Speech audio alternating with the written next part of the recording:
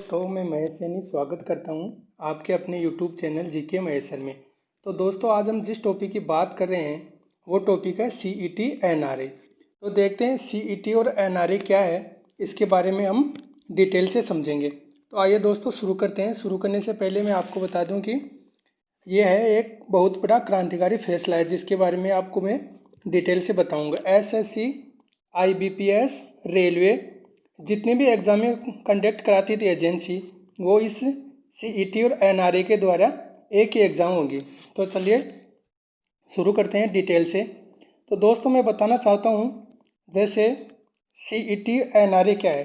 CET में जैसे आपने देखा है कि पेपर की कटिंग में कई देश के करोड़ों युवा हर साल रोजगार हासिल करने के लिए SSC, रेलवे, बैंकिंग की प्रारंभिक परीक्षा देते हैं जिससे सरकारी नौकरी हासिल कर सके।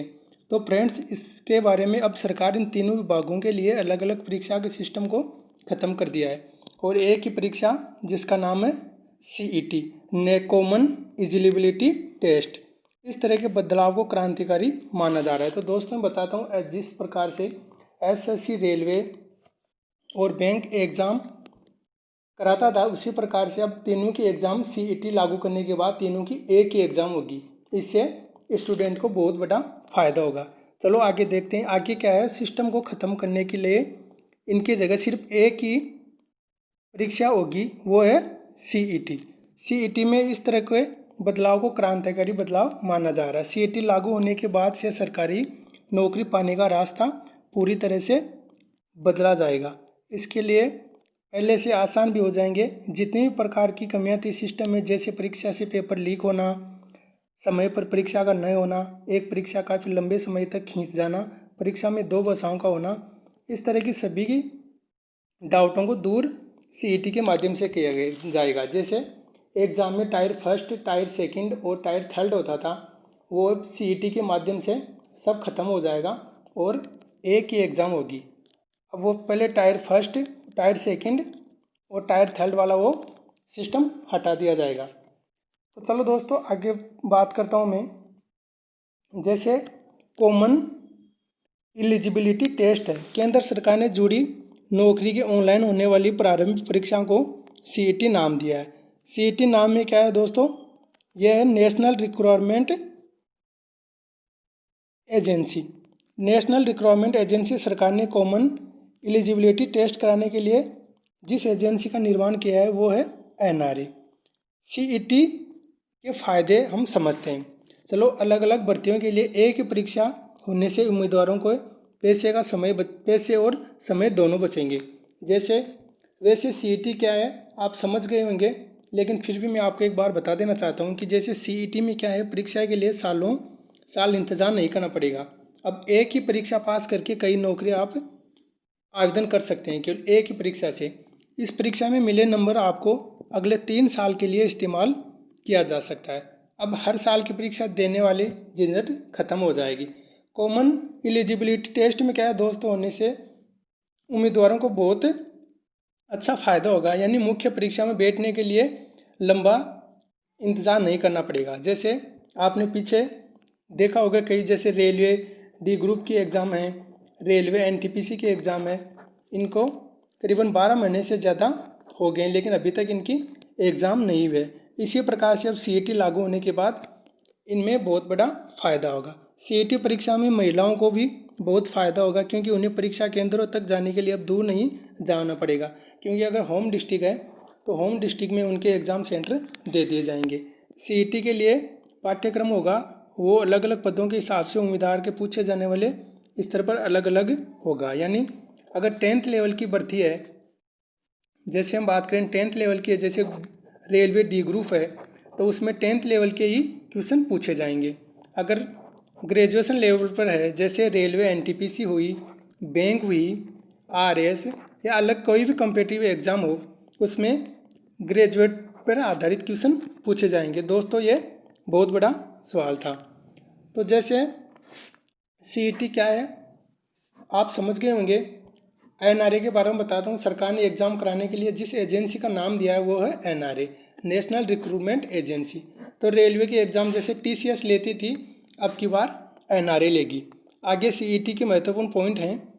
अब भारत के करोड़ों युवाओं को बैंकिंग, रेलवे और एसएससी का मुख्य परीक्षा में बैठने के लिए अलग अलग प्रारंभिक परीक्षा प्री एग्जाम नहीं देनी होगी, यानी फिर तीनों की एक ही एग्ज़ाम होगी। जैसे मैंने ऊपर आपको बताया था, टायर फर्स्ट, टायर सेकंड और टायर थर्ड में 3 एग्ज़ाम होती थी, वो प्री एग्ज़ाम की क्वालिफाई के अनुसार होगी। इससे पहले आप इन सभी परीक्षाओं के लिए अलग अलग फॉर्म भरना पड़ता था, अब तीनों की एक ही चरण में एग्ज़ाम होगी।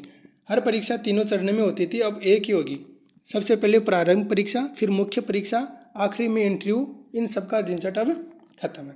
इससे पहले इन सभी परीक्षाओं के लिए अलग अलग फॉर्म भरना पड़ता था, अब हर परीक्षा 3 स्तर में होती थी। सबसे पहले प्रारंभिक परीक्षा, फिर मुख्य परीक्षा, आखिर में इंटरव्यू के जरिए उम्मीदवार का चयन होता था। अब उनको सीईटी के माध्यम से सभी को ख़त्म कर दिया गया है और अब एक ही एग्ज़ाम कंडक्ट होगी। एक वर्ष में 2 बार सीईटी का आयोजन होगा। नेशनल रिक्रूटमेंट एजेंसी अभी एक वर्ष में 2 बार इसका आयोजन करेगी। 2 बार कैसे दोस्तों, मैं बताना चाहता हूँ। जैसे रेलवे की प्री और मेन एग्ज़ाम होती थी, वो अब सेकेंड एग्ज़ाम का रिजल्ट ख़त्म करके अब एक ही एग्ज़ाम होगी, वो ये प्री एग्ज़ाम के माध्यम से होगी। सभी प्रश्नों के यानी ऑब्जेक्टिव होंगे, सभी प्रश्न ऑब्जेक्टिव टाइप के होंगे। तो ये दोस्तों ऊपर वाली बात आपको समझ में आ गई होगी। आगे चलो बात करते हैं नीचे। सभी प्रश्न ऑब्जेक्टिव होंगे। जैसे कॉमन एलिजिबिलिटी टेस्ट परीक्षा में ऑब्जेक्टिव सवाल वाले प्रश्न होंगे। 12 भाषाओं में प्रश्न पत्र होगा। पहले क्या होता था दोस्तों कि एक ही 2 भाषाओं में पेपर होता था। वो कौन कौन सी भाषा थी आप जानते होंगे। जैसे एक तो इंग्लिश और एक हिंदी, ये 2 भाषा होती थी। लेकिन अब क्या है, 12 भाषा है ना, 12 भाषाओं में आप जिस तरह के अगर स्टूडेंट जिस एरिया का है, जैसे पंजाब का है तो पंजाबी में उनका पेपर दिया जाएगा, राजस्थान का है तो उनका हिंदी में दिया जाएगा। अगर कुछ भी हो, जैसे आंध्र प्रदेश का है तो उनका जिनकी वो भाषा तेलुगु है कुछ भी, उस प्रकार से 12 भाषाओं में पेपर होगा। आपने अगर रेलवे का एग्ज़ाम दिया हो तो जो नंबर मिले हैं अब वो एक ही बार यूज होते थे, लेकिन अब है वो उस नंबरों को 3 साल तक यूज कर सकते हो। अब सब कुछ टाइम पर होगा। अगर 1 जनवरी, अब आपको मैं बता देना चाहता हूँ, अगर एक एग्ज़ाम जनवरी और दूसरे एग्ज़ाम दिसंबर और तीसरे एग्ज़ाम अगर पहले अक्टूबर में होती थी, अब आपको एक ही बार एग्ज़ाम देना, तीनों के अलग अलग एग्ज़ाम देना होता था। अब एक बार में वो एग्ज़ाम का झंझट खत्म होगा। अगर आप सीईटी पास कर लेते हो तो आपको एक ही एग्ज़ाम देना होगा। पहले ये तीनों अलग अलग एग्ज़ाम देना होता था, हर माह अलग एग्ज़ाम देना होता था। अब तीनों को सीईटी के माध्यम से एक ही एग्ज़ाम होगा। तो दोस्तों आगे है उम्मीदवार के पैसे और फ़ायदे कैसे। उम्मीदवार को बड़ा फ़ायदा ये होगा कि 3 प्रारंभिक परीक्षाओं के लिए एक ही आवेदन करना होगा, एक ही शुल्क देना होगा और एक ही बार एग्ज़ाम में बैठना होगा। यानी आपको जैसे अलग अलग जगह सेंटर हैं तो आपको अलग अलग जगह पहले जाना पड़ता था, अगर कितने विद्यार्थियों के कितने पैसे खर्च होते थे। लेकिन अब क्या है, अगर आपकी एक ही जगह एग्ज़ाम होगी और तीनों शिफ्ट, जैसे टायर मैंने first, tyre second, tyre third बताया था, अब तीनों की एक ही एग्ज़ाम होगी तो आपको समय और पैसे दोनों की बचत होगी, जिससे विद्यार्थियों को बड़ा फ़ायदा होगा। चलो दोस्तों, आज थोड़े दिन पहले आपने एक पेपर की कटिंग पढ़ी थी, उसमें थे एक देश एक परीक्षा ग्रुप बी और ग्रुप सी की नौकरी के लिए अब एक ही परीक्षा होगी।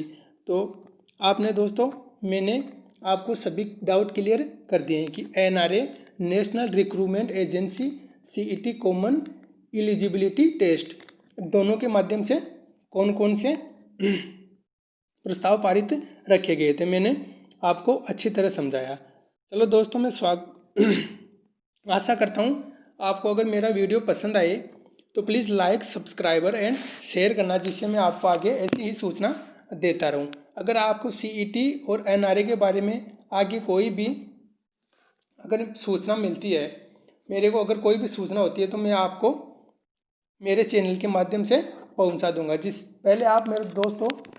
पहले मेरे चैनल को सब्सक्राइब कर ले, जिससे आपको नोटिफिकेशन प्राप्त हो। चलो दोस्तों, इसी के लिए थैंक यू।